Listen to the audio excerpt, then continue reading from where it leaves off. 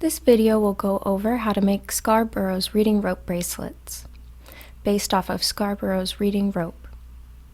Here in the kit you'll have everything you need, though I do recommend having a pair of scissors and then a clipboard or potentially a piece of tape. That way you can have the strings laying flat as you braid. Each kit will come with instructions on how to make them, and you will see those appear to the left of the screen. So first we're going to start with our word recognition strands, as these are a simple 3-strand braid. I like to tighten at the top and create a little knot so that the braid stays together.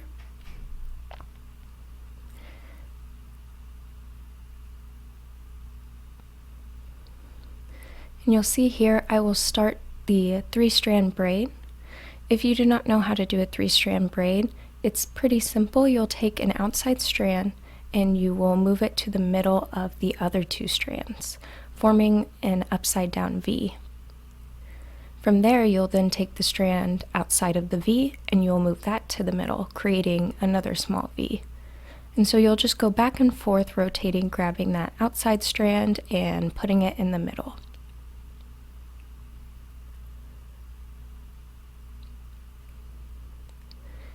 If you're having any difficulties creating this braid, there are some wonderful tutorials online that can be very helpful, showing this a little bit more thoroughly. Hollis Scarborough created the reading rope in 2001 as a demonstration of the skills that go into skilled reading. In this demonstration, we started with the bottom strand, the word recognition strands, which are made up of phonological awareness, decoding, and sight recognition. If you need to see this demonstration a bit slower or would like to speed it up, you can always go into the settings on this video and change the playback speed. Here I am finishing up the braid, and as I get to the end, I will double check that the strand is braided far enough down to fit around my wrist. And then I will go ahead and set this to the side.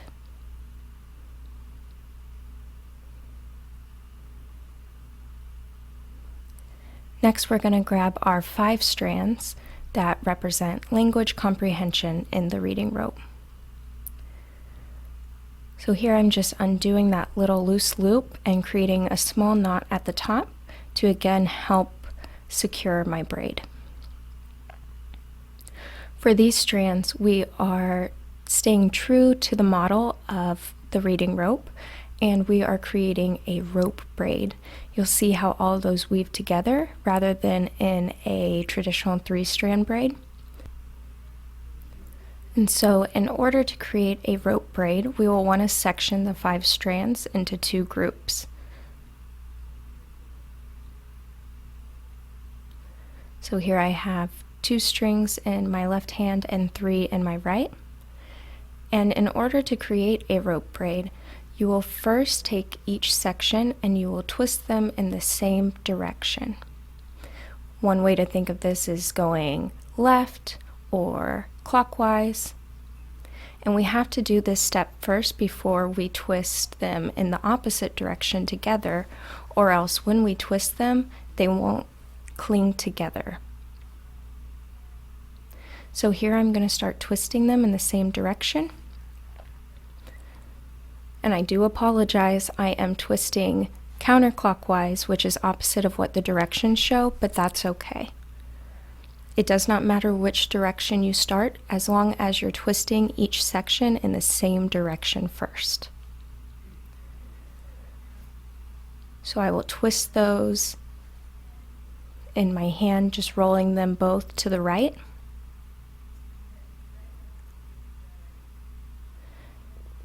And you can already see towards the top how it's starting to coil. And so that's why we twist them individually first, because it creates that coil that will then make them stick together when we wrap the sections together.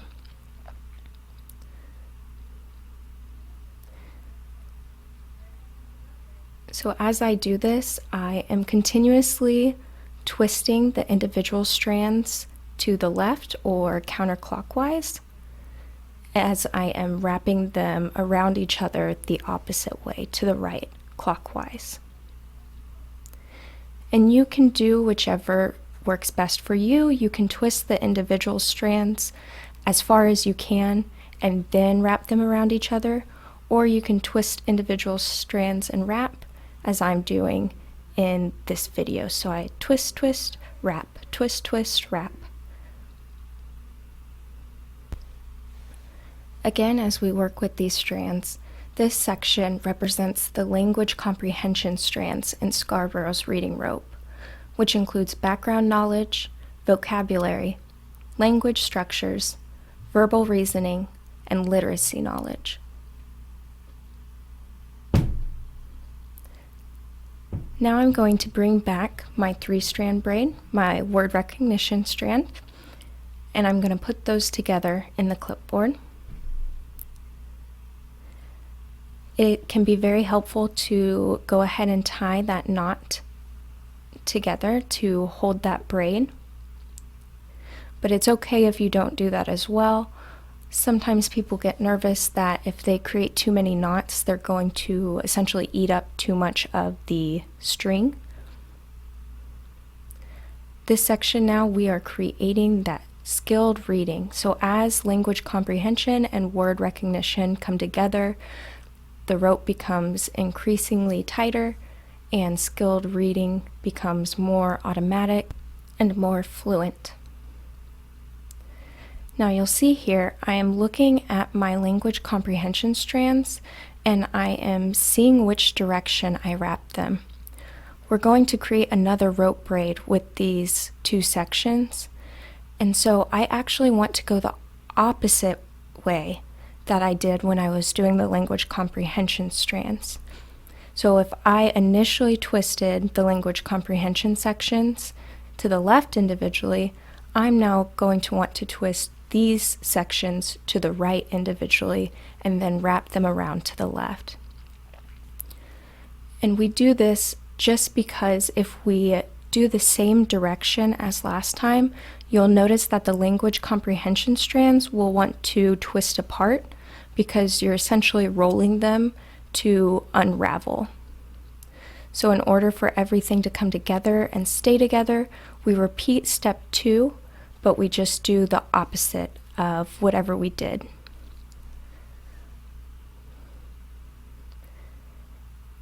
Now that I've reached the end, I'm going to make sure that it looks nice, it fits my wrist still, and I will trim off the extra strands.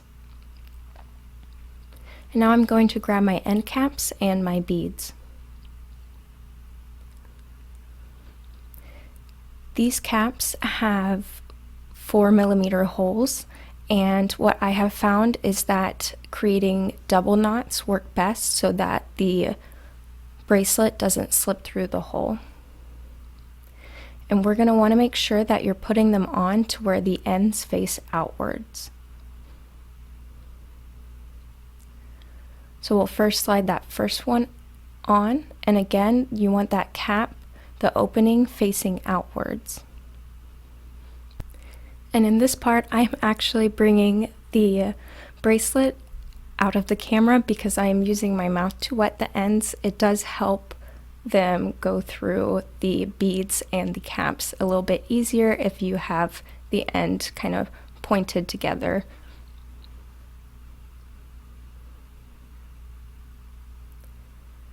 So I'll just pull that through. Sometimes it takes a couple tries, sometimes you have to pull a few strings through and then the next ones.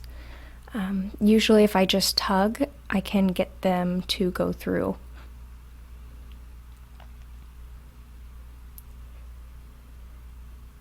Once I have that cap on, I will then start with my beads.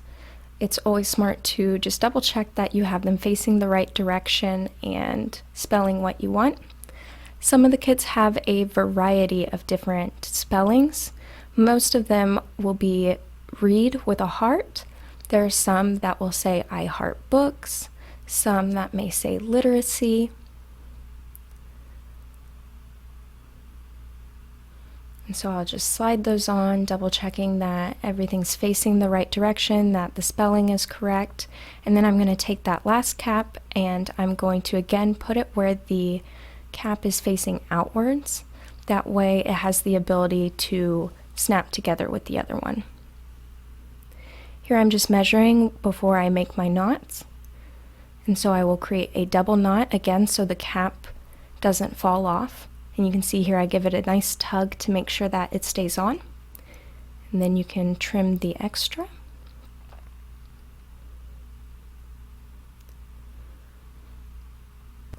And then I will do the same for the other side. I will eyeball the size, making sure that I don't create a knot too short. And then I will create a double knot. That way the knot doesn't come through the hole of the cap. I'll give it a good tug to make sure it's on there snug, and I will trim off the extra string. And that is how you make a reading rope bracelet. Again, the reading rope is a wonderful visual demonstration of skills that go into skilled reading. And the bracelets are a fun way to be able to share that information with others. So I hope you like your bracelet and enjoy wearing it.